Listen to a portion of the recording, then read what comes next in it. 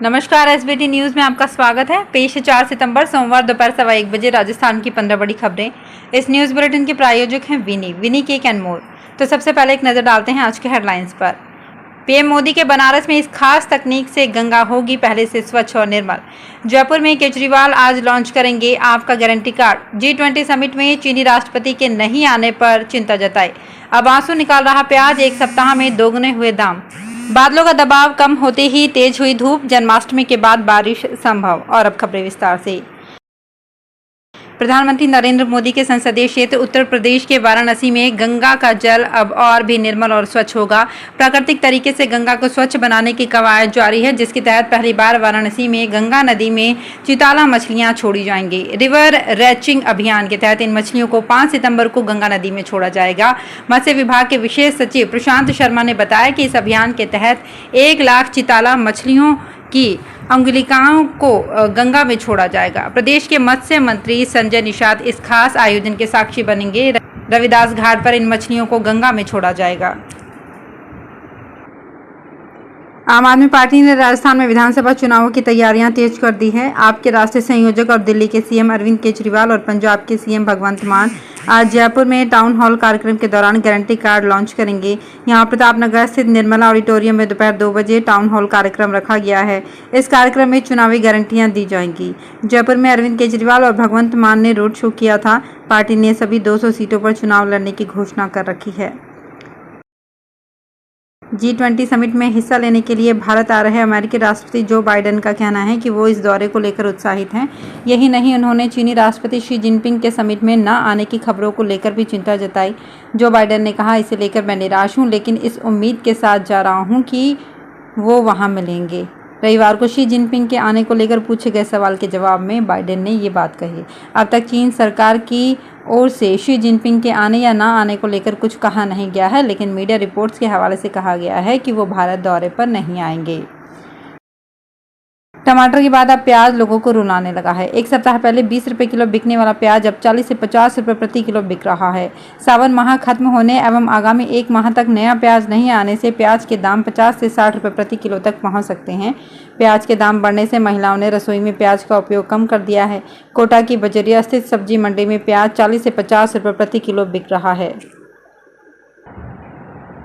सीकर जिले में रविवार को एक बार फिर बादलों का दबाव कम होते ही धूप तेज हो गई। तापमान में भी मामूली बढ़ोतरी रही। फतेहपुर कृषि अनुसंधान केंद्र पर रविवार को अधिकतम तापमान 38.2 डिग्री सेल्सियस और न्यूनतम तापमान 23.5 डिग्री सेल्सियस दर्ज किया गया। केंद्र पर शनिवार को अधिकतम तापमान 37.7 और न्यूनतम 24 डिग्री दर्ज किया गया। मौसम विभाग के अनुसार शेखावाटी सहित प्रदेश भर में 2 दिन बाद एक बार फिर से बादलों का दबाव बढ़ने से मौसम के मिजाज में बदलाव की संभावना है। 7 सितंबर को जन्माष्टमी के बाद कई स्थानों पर बारिश भी हो सकती है। चित्तौड़गढ़ जिले में सांवलिया जी मंदिर में ठाकुर जी की प्रतिमा के पीछे सोने चांदी की पिछवाई लगाने का काम लगभग पूरा हो चुका है। इसके लगाने के बाद गर्भगृह में बहुत ज़्यादा निखार आ गया है। इसके लिए अलग से सोना चांदी खरीदने की जरूरत नहीं हुई। भक्तों द्वारा सांवरा सेठ को भेंट में दी गई सोने चांदी को मेल्ट कर ये पिछवाई बनाई गई है। इसमें 18 किलो सोना और 100 किलो चांदी की जरूरत हुई। पिछवाई को बनाने में लगभग 16 करोड़ रुपए खर्च किए गए। इतना ही नहीं, सुरक्षा को देखते हुए पिछवाई को बनाने के लिए राजकोट से मशीन मंगवाई गई थी। बनाने वाली टीम भी लगभग 3 महीने से यही पर काम कर रही थी। इसके लिए विशेष तौर पर गार्ड लगाए गए और लगातार कैमरों की निगरानी में सारा काम करवाया गया। भाजपा ने इस बार तय किया है कि पिछले चुनाव में 10,000 से ज्यादा वोटों से हारने वाले 86 उम्मीदवारों को टिकट नहीं दिया जाएगा। हालांकि कुछ नियम और शर्तें भी तय की गई है जिन पर खरे उतरने वालों को टिकट मिल सकता है। मध्य प्रदेश और छत्तीसगढ़ में पार्टी उम्मीदवारों की पहली सूची जारी कर चुकी है। भाजपा मुख्यालय के सूत्रों के मुताबिक 25 सितंबर के बाद राजस्थान की पहली सूची आने की उम्मीद है। इस बार 45 से कम उम्र वाले कई नेताओं को टिकट दिए जाने की उम्मीद है। भाजपा केंद्रीय चुनाव समिति की मीटिंग 16 अगस्त को नई दिल्ली स्थित भाजपा मुख्यालय में हुई थी। भीलवाड़ा शहर में रविवार रात को व्यापारी के घर में चोरी का सनसनीखेज मामला सामने आया है। शाम को 4 घंटे में चोरों ने व्यापारी के घर पर करोड़ों रुपए और जेवर पर हाथ साफ किया है। घटना की जानकारी रात को व्यापारी के परिवार के लौटने पर हुई। इसके बाद मौके पर एएसपी विमल सिंह, सीओ देशराज और आरपीएस प्रशिक्षु मेघा गोयल, सदर सीओ लक्ष्मणा राम और सुभाष नगर थाना प्रभारी जय सुल्तान कविया सहित पुलिस जाब्ता और एफएसएल की टीम पहुंच गई और पूरे घर की बारीकी से जांच की। पुलिस ने प्रथम दृष्टया इस चोरी के पीछे व्यापारी के परिचित के होने का संदेह जताया है।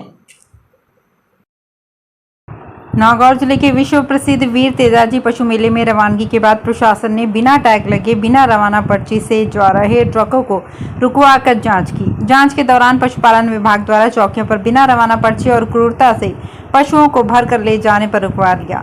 जानकारी मिलने पर गौरक्षक भी पहुंच गए। वहीं पशुपालन विभाग ने मौके पर तहसीलदार और पुलिस विभाग को बुलाकर ट्रकों को वापस परबसर भेज दिया। उपखंड अधिकारी बलवीर सिंह चौधरी ने बताया कि जानकारी मिली थी कि खोखर और बिदियाद के रास्ते लगी चौकियों के कर्मचारियों ने ट्रकों को बिना रवाना पर्ची से भर कर ले जाया जा रहा है। दौसा जिले के महुआ और मंडावर में नगरपालिका की ओर से बनवाए जा रहे प्रवेश द्वार के कंस्ट्रक्शन की सुस्त रफ्तार और फर्म द्वारा बरती जा रही लापरवाही का वाहन चालकों सहित आमजन को खामियाजा भुगतना पड़ रहा है।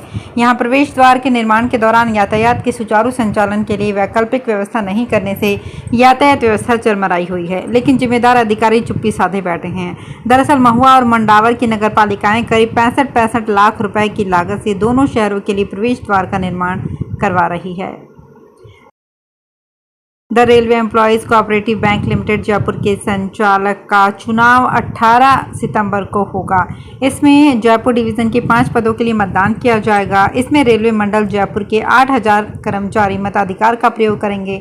North western railway employees union Jaipur मंडल के अध्यक्ष KS अहलावत ने बताया कि इस इलेक्शन के लिए अपने 5 उम्मीदवारों की लिस्ट रविवार को जारी कर चुके हैं। जयपुर डिवीजन में डायरेक्टर के 5 पद हैं। इसमें 1 पद SC, 1 पद ST और बचे 3 पद जनरल के हैं।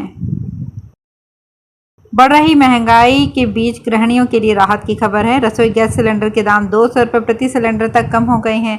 वहीं एक माह तक जिन सब्जियों के भाव आसमान छू गए थे, अब उन सब्जियों के दाम 50% से भी कम हो गए हैं। झुंझुनू में सब्जी के खुदरा विक्रेता रफीक ने बताया कि बारिश के समय रसोई का स्वाद बढ़ाने वाली स्थानीय सब्जियों के आने से ग्रामीण अंचल की मांग कम हो गई है। इससे लोगों को मांग के अनुरूप सब्जियां मिलने लगी है। थोक विक्रेता राजेंद्र सैनी ने बताया कि नई उपज आने से आने वाले दिनों में अभी और गिरावट आएगी। राजस्थान हाउसिंग बोर्ड में 258 पदों पर होने वाली सीधी भर्ती के लिए एडमिट कार्ड जारी कर दिया गया है। हाउसिंग बोर्ड की ओर से भर्ती परीक्षा 8 से 11 सितंबर तक 2 पारियों में जयपुर, अजमेर सहित प्रदेश के 7 से ज़्यादा जिलों में ऑनलाइन मोड में आयोजित होंगी।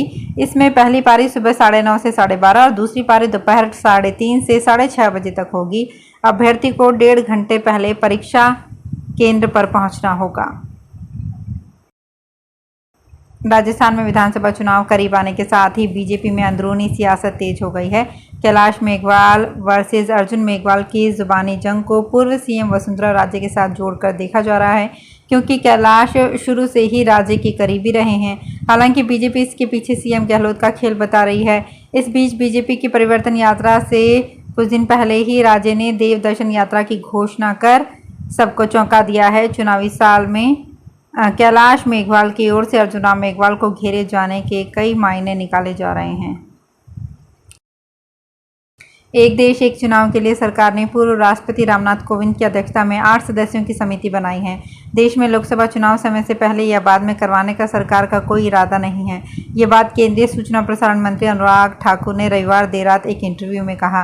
ठाकुर ने कहा, प्रधानमंत्री नरेंद्र मोदी अपने कार्यकाल के आखिरी दिन तक देश और जनता की सेवा करना चाहते हैं। भाजपा लंबे समय से एक चुनाव के समर्थन में है। इससे समय धन बचेगा, इसका इस्तेमाल गरीबों के लिए, देश के विकास के लिए हो सकता है। तो फिलहाल इस बुलेटिन में इतना ही। फिर हाजिर होंगे कुछ और बड़ी खबरों के साथ।